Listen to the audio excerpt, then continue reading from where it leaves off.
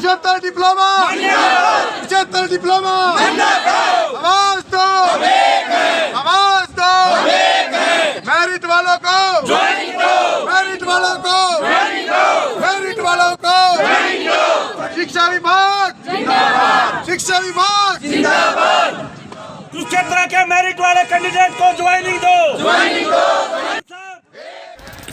आखिर किन कंडीशंस में ये सारे डिप्लोमा धारक सड़कों पर उतरे हैं और क्यों जिंदाबाद के नारे लगा रहे हैं?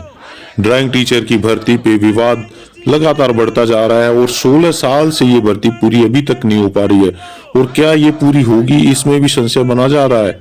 क्या 500 सीट्स फिर से वैकेंट रह जाएंगी जैसे कि पीटीआई की हुई थी?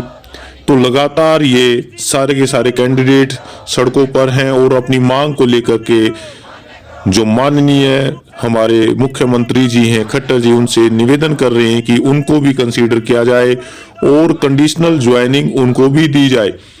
तो क्या है केस, इस सारे की सारी जानकारी इस वीडियो के माध्यम से मैं आपको बता रहा हूं।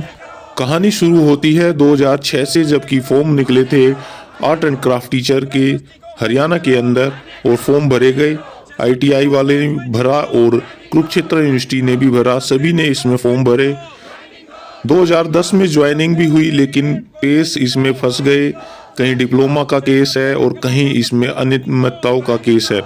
दोनों केस लगातार चलते रहे और जो लगातार लगे हुए थे उनको हटा दिया गया। अब बात आई डिप्लोमा की, तो सुप्रीम कोर्ट में भी ये डिप्लोमा धारक हार गए। क्यों हारे, इसके ऊपर भी विस्तार से बातें करेंगे। जब कोई एविडेंस ही नहीं पहुंचे, कोई डिटेल ही ना पहुंचे, जो साथी ही दगा दे जाए, तो जीत कैसी होगी? जी हाँ, सबूतों से ही चलती हैं सारी की सारी कोर्ट केसेस। सबूत नहीं पहुंच पाए।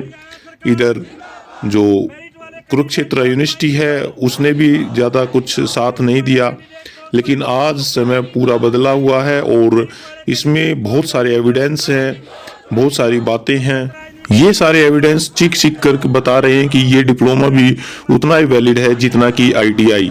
कभी सर्टिफिकेट वर्सेस डिप्लोमा होता है, कभी आईटीआई वर्सेस कुरुक्षेत्र होता है। इसके अलावा अदर डिप्लोमा धारक हैं वो भी कुछ भी नहीं सोच पा रहे हैं। लगातार बढ़ती हुई उम्र और बढ़ती हुई जिम्मेवारियों के बीच में इस तरह की बातें उनके मन को लगातार झंझोर रही हैं और इतनी सर्दी में, हार्ड कपाने वाली सर्दी में सभी बैठे हुए हैं अपने अपने अपने उद्देश्य के लिए, ताकि उनका भी कुछ हो सके।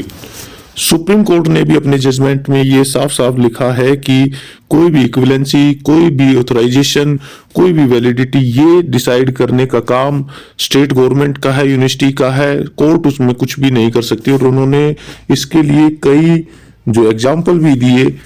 तो ये सारे कैंडिडेट अब खड़े हैं खट्टर जी के दरबार में और चाह रहे हैं कि वो जो स्टेट गवर्नमेंट की जो ए क्लास यूनिवर्सिटी है, कुरुक्षेत्र यूनिवर्सिटी है, उसके डिप्लोमा धारकों को भी इक्वल माना जाए और उनको भी यहाँ पर वैलिड किया जाए उनके डिप्लोमा को और उनको नौकरी दे।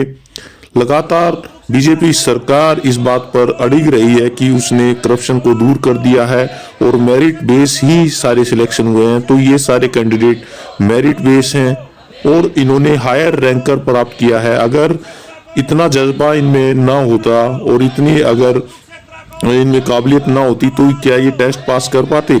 कोर्सपोंडेंस से सारी की सारी यूनिवर्सिटीज कोई ना कोई टीचर एजुकेशन के कोर्सेज करा रही हैं और कुरुक्षेत्र यूनिवर्सिटी भी वहां से बीएड कोर्सपोंडेंस से करा रही है। तो ये डिप्लोमा क्यों नहीं वैलिड है? बहुत सारे पेच इसमें फंसाते आए हुए हैं। कभी कानून की बारीकियों का फायदा उठाते आ रहे हैं कि इसको लंबा लटकाना है। तो इस तरह से ज्वाइनिंग पाना कहां तक उचित है? कमेंट सेक्शन में आप जरूर बताएं। लगातार ये सारे कैंडिडेट अब वहां पर इकट्ठा हुए हैं और भूपेश्वर दयाल जी से भी बात हुई है और वहां से कुछ सकारात्मक इसका पक्ष मिला है। लेकिन यहाँ पर सभी को एक साथ रहना पड़ेगा, इकट्ठा रहना पड़ेगा। कोर्ट के अंदर भी और बाहर भी दोनों जगह ही इनकी जंग है। लगातार अगर कहीं पर भी चूक होती है तो इनको अपनी जो नौकरी से हाथ धोना पड़ सकता है। और बहुत सारे केसेस अभी तक भी देखे जा रहे हैं कि एक बार कोर्ट के चक्कर में फंसने के बाद में फिर कैंडिडेट ज्वाइन नहीं कर पाते। आप अपनी राय जरूर बताते रहें, कमेंट सेक्शन में जरूर बताते रहें कि क्या क्या प्रॉब्लम्स इस केसेस के अंदर आई हैं और किस सिचुएशन से ये अभ्यर्थी गुजर रहे हैं। इनके पास जिम्मेवारियां हैं, बहुत सारे जो पहले लगे थे उनको भी हटा दिया गया था, तो उनके भी खर्चे अब निकलने बड़े मुश्किल हैं और नए कैंडिडेट्स भी हैं, तो सभी मिले जुले हैं। पूरे के पूरे हरियाणा से अलग अलग क्षेत्र से इतने सारे कैंडिडेट्स यहाँ जुड़ना काफ़ी अहमियत है और इतनी पुलिस फोर्स यहाँ पर इकट्ठी की गई है कभी कि उनको कंट्रोल करना भी काफ़ी मुश्किल हो पा रहा था, लेकिन शांति प्रिय इन्होंने धरना दिया और अपनी बातों को माननीय मुख्यमंत्री जी तक पहुंचाया। और क्या वो यहाँ पर आश्वासन देते हैं ये तो अभी भविष्य ही बताएगा, और कैसे वो अपने विचारों को, अपनी बातों को, अपने मोटो को यहाँ पर सुप्रीम कोर्ट में प्रदर्शित करते हैं ये भी आगे ही पता चलेगा इसमें।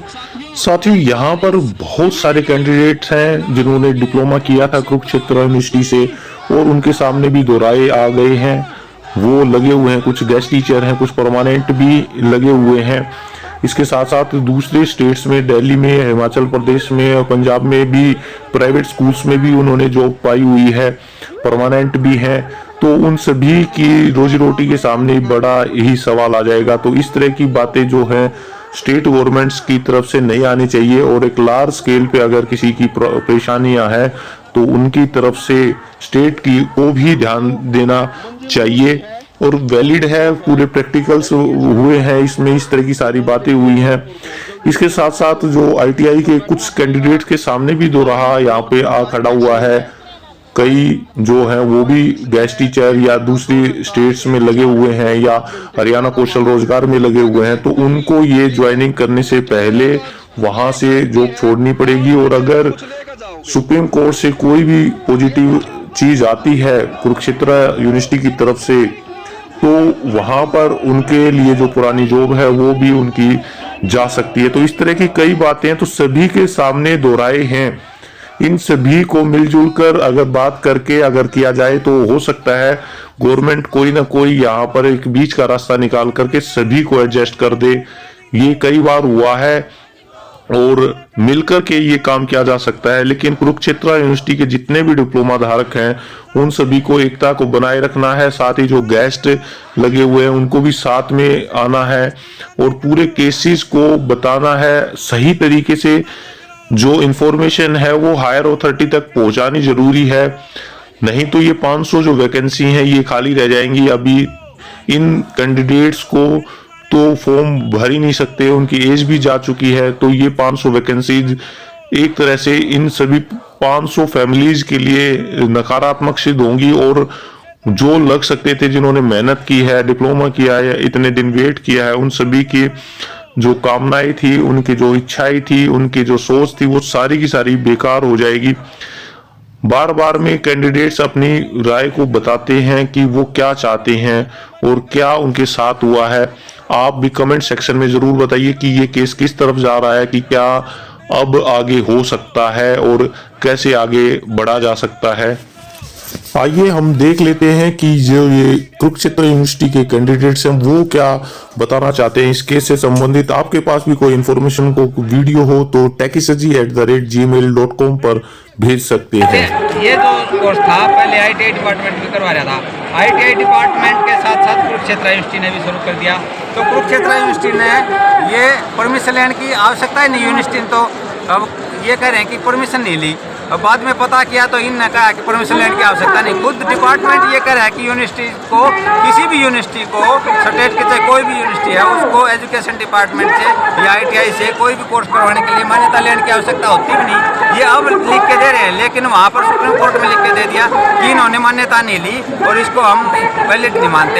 अब वैकेंसी निकलने के बाद उसमें था कि 2 साल का diploma art and craft ITI से या its equivalent qualification recognised by equivalent recognisation related by education board 2006 में निकली थी। हाँ जी, 2006 में निकलने के बाद 2003 में वो कोर्स करवा दिया, 5 में पास आउट हो गए, 6 में वैकेंसी निकल गई। वैकेंसी निकलने के बाद ये जो था 4 महीने बाद। कुछ दिन पहले ITI के हाँ जी। आर्ट एंड ड्राफ्ट वाले बच्चों ने भी प्रोटेस्ट हाँ, किया, उनको ज्वाइनिंग नहीं वो मिली। वही वैकेंसीज हैं, वही मामला है। 2006 के बाद 12/12/6 को एक लेटर जारी कर दिया कि ITI के डिप्लोमा के अलावा हम किसी भी यूनिवर्सिटी के किसी भी डिप्लोमा डिग्री को किसी को भी नहीं मानते। तो हम चले गए माननीय हाईकोर्ट की शरण में। माननीय हाईकोर्ट ने हमारे फैसले पर मोहर लगा दी कि भाई यूनिवर्सिटी ने जो कोर्स करवाया ड्राइंग टीचर कोर्स है और हमें 11 साल तक तो आपको अभी तक ज्वाइनिंग दी गई? ज्वाइनिंग करवा दिया था 2010 में। 2010 में ज्वाइनिंग करवा दिया, 11 साल सर्विस भी कर ली हमने ड्राइंग टीचर की पोस्ट पर एजुकेशन डिपार्टमेंट हरियाणा के अंदर ही इसी डिप्लोमा के बेस तो पे। आप रोड पे क्यों उतरे आप लोग? फिर इन्होंने क्या किया कि कहा कि हम पिछली सरकार ने 2010 में रिटन टेस्ट नहीं लिया, इंटरव्यू के बेस पे लगा दिए ये, तो रिटन टेस्ट ले लिया। अब दोबारा रिटन टेस्ट लेने के बाद हम 816 में थे, आज 668 कैंडिडेट रिटन टेस्ट में मेरिट होल्डर सिलेक्टेड कैंडिडेट हैं। इनकी ज्वाइनिंग कुरुक्षेत्र यूनिवर्सिटी से।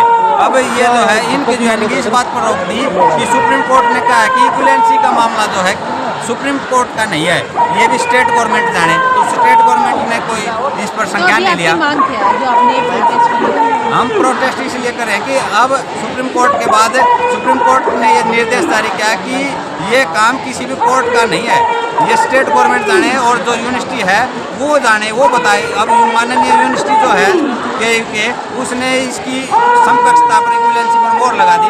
सब्जेक्ट मैटर एक्सपर्ट बिल्कुल भली भांति परिचित है, वो जानते हैं और इसीलिए हम कहते हैं कि अगर ईमानदार सरकार है और वास्तव में हमारे लिए काम करेगी और हमें उम्मीद भी है और कर भी रही है, तो इस कुरुक्षेत्र डिप्लोमे को मान्यता देंगे।